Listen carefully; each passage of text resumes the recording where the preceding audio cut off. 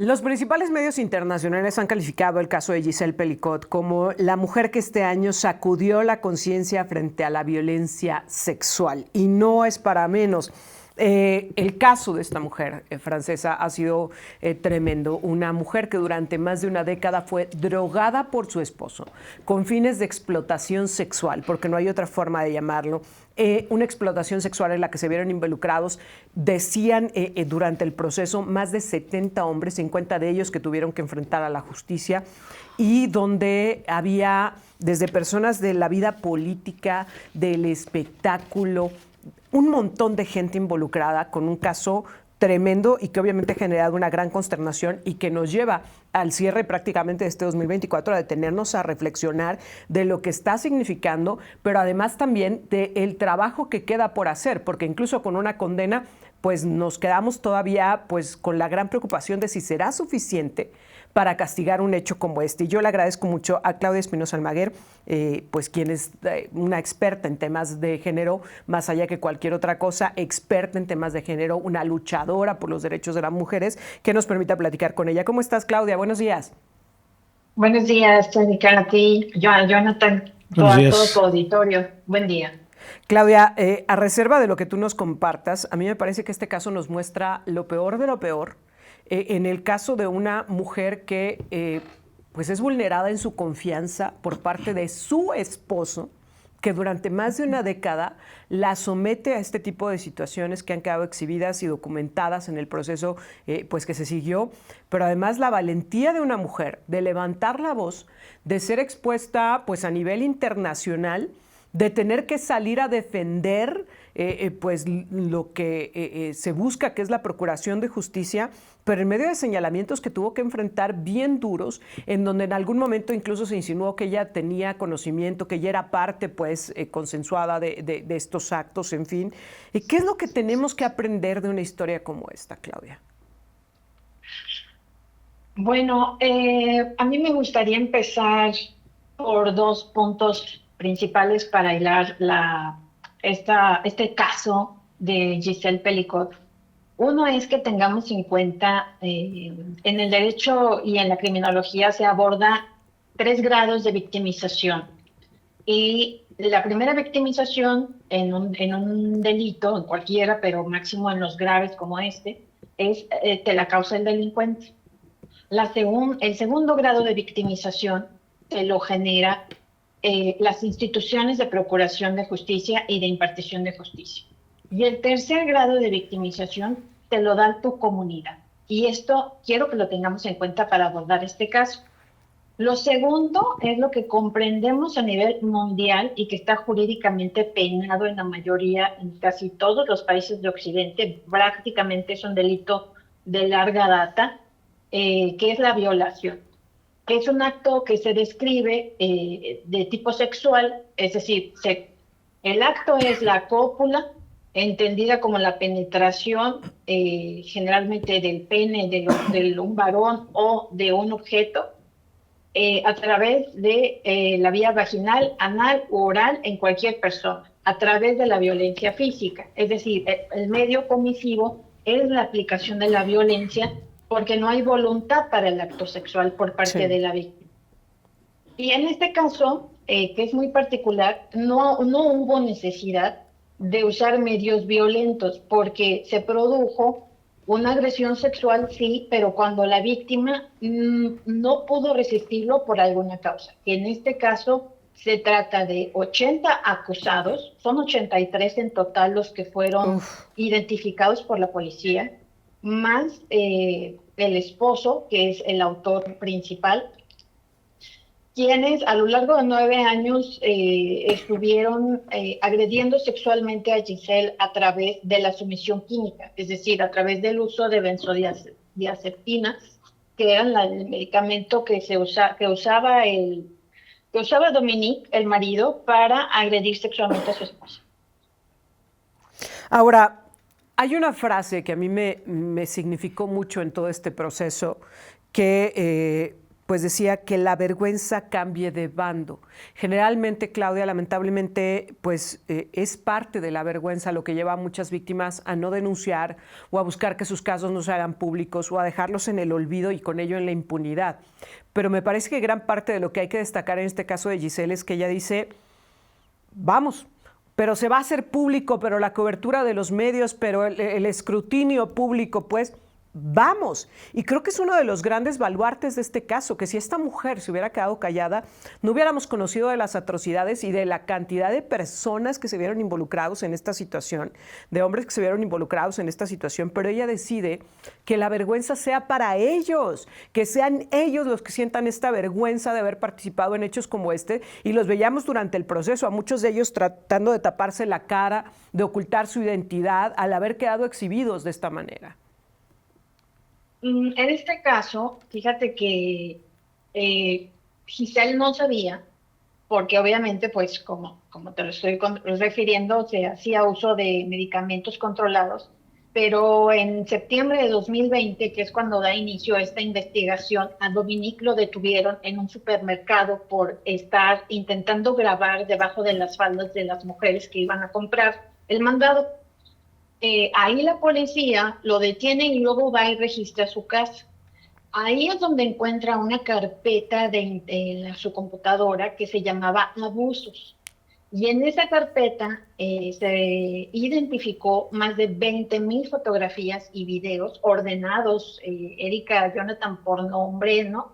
Por fecha y todo, de todos los hombres, todos los varones que a lo largo de estos años habían violado a su esposa. De hecho, él promovía en internet, en un foro, la ofertaba. Y el foro se llamaba Sin su conocimiento. Es decir, algunos de estos hombres, porque la otra característica importante es que no tienen todos un patrón, no es que usaran drogas, no es todos estos prejuicios que tenemos en torno a la figura de un violador. Es decir, lo que se quiebra en Francia, porque además Francia es un país que suele ser permisivo con los delitos sexuales, es que se quebró en un pueblito medieval que es Mazán, que es en donde se produce este hecho delictivo, la noción de que son otros hombres ajenos, ¿no? En la oscuridad de la noche, por decirlo de alguna manera. Este mito del violador, que es ajeno a la sociedad, se quebró. Sí, claro. Porque esos violadores son, en Francia, los medios de comunicación le llaman Monsieur Tout le monde, es decir, un señor cualquiera. ¿Por qué? Porque el perfil de estos violadores van en un rango de edad, Erika, Jonathan, entre los 22 a los 74 años. Son padres de familia, son camioneros, son carpinteros, obreros, hay un exmilitar, hay un informático, un enfermero, hay un bombero, un guardia de la prisión, hay jubilados, hay electricistas. Sí tienen antecedentes de violencia familiar, 2 nada más tienen antecedentes por agresión sexual anterior, no tienen graves trastornos mentales, no son psicópatas, no. Lo que tienen todos en común es un sentimiento de omnipotencia sobre el cuerpo de las mujeres. Es decir, todos son machistas. Uf. Y la otra cosa es que tampoco hay digamos, un elemento importante respecto de la ingesta de alcohol o de drogas, o tener infancias abusivas, o todo esto por el cual uno explica por qué un adulto hace esto. Inclusive algunos creían que Giselle estaba muerta, y quienes no accedieron cuando Dominique les proponía esto, tampoco lo anunciaron a la policía. Es decir, la complicidad machista de algunos de los involucrados es que no violaron a Giselle, pero tampoco no lo dijeron a nadie. ¿Me explico? O sea, sí, claro. No anunciaron que había un tipo que estaba violando a su esposa, permitiendo que otros la violaran, dejándola completamente drogada. Sí, hubo como esta complicidad incluso silente de quienes pudieron haber tenido conocimiento del caso y que no lo denunciaron, Claudia. Ahora, el hecho de que esto se haya hecho público, el hecho de la atención mediática que ha tenido esta esta situación, como tú lo decías, como han quedado exhibidas todas estas personas que participaron desde los 22 hasta los 74 años, de todos los que fueron partícipes de estos hechos, el hecho de que hayan recibido pues por lo menos un escrutinio público, una condena, que ya platicaremos un poco más adelante si te parece la correcta o no, pero por lo pronto el hecho de que haya existido una repercusión como esta representa algo en el avance a la lucha de estos hechos, de este tipo de situaciones que luego ni nos imaginamos que sean posibles, pero que ahí están. Sí, el proceso, o sea, la segunda parte de la investigación, que es la segunda parte de la revictimización, que le llamamos revictimización secundaria, se genera cuando ya dentro de la acusación, los fiscales solicitaron penas entre de 12 a 20 años. Al que más le pedían pena era Dominique, que fue el autor principal de toda esta situación. Pero ahí Giselle, cada parte, tanto ella como víctima, como todos los acusados, que no son todos, hay 51 sentenciados, pero eran 83. Hay unos que están prófugos. Entonces, ella es la que renuncia. Tú como víctima tienes derecho a la privacidad. Y se produjo una petición para que no se publicaran, digamos que no se pusieran en la audiencia de juicio los videos. Y entonces ella es la que renuncia a su derecho a la privacidad para que se muestren los videos. Los abogados defensores de estos hombres estaban en contra de eso. ¿Por qué? Pues porque obviamente se iba a ver el sometimiento, la violencia sexual, todas las violaciones grabadas que estaban allí, pues digamos en este caso hay un estándar de prueba que no tiene parámetros, porque además los delitos sexuales suelen ser de oculta realización. Esto además denota una tortura sexual, porque dura casi una década, dura 9 años. Claro. Entonces, los actos de violar, ¿cuántas veces violaron a esta mujer sin que ella se diera cuenta? Porque el otro argumento de la defensa era que no estaba ella afectada, ¿me explico? En ese caso no tiene por qué haber una afectación, porque lo que se quiebra es la libertad sexual de la persona. Entonces, no puede haber, no tendría por qué haberla cuando ella estaba inconsciente. O sea, no es como un caso de violación en donde sí hay uso de la violencia y por consiguiente hay una afectación. En este caso, la afectación deviene de que hayan hecho todo eso con su cuerpo sin que ella hubiera tenido conocimiento y obviamente en contra de su voluntad. Claro. Ahora, la pena, ¿es suficiente? ¿Lo que se está sentenciando, lo que se está haciendo, es suficiente para castigar una situación como esta, Claudia? No fue suficiente porque, como te digo, la fiscalía pidió para Dominique, pidió 20 años, que es lo máximo que hay en Francia, es la pena más grande. Pero al resto había pedido entre 15 y 18 años. Pero solamente les han dado, van 8, 12, 11, a 3 se les aplazó la pena por temas de salud, porque están enfermos, y 6 de ellos van a salir en libertad. Es decir, la impartición de justicia de Francia no otorgó las penas máximas. Sí. Y además hay que tomar en cuenta que como ellos estaban algunos en prisión preventiva, pues les cuenta el tiempo que han estado en prisión. Uy. Exactamente. Ahora, tú lo decías, el perfil, a ver, hay bomberos, periodistas, militares, policías, trabajadores de supermercados, vecinos, porque se presume que fueron los primeros en entrar a esta complicidad. Ser cualquiera. Sí, gente que te encuentras en la calle, pues, con la que tienes convivencia. Muchos de ellos padres de familia, incluso muchos declaraban que ellos pensaban que ella estaba consciente y que era un juego sexual entre la pareja, a ver si la veían, y por eso ella insistió en que los videos fueran parte de las pruebas, pues, para que se notara que efectivamente ya no tenía ninguna participación en los hechos, pero bueno, decían que pensaban que era un juego, que pues algunos otros decían es que pues a mí me invitaron y yo dije pues bueno, participo, pero lo decíamos, la mayor parte de ellos padres de familia, personas que incluso eran reconocidas en la comunidad.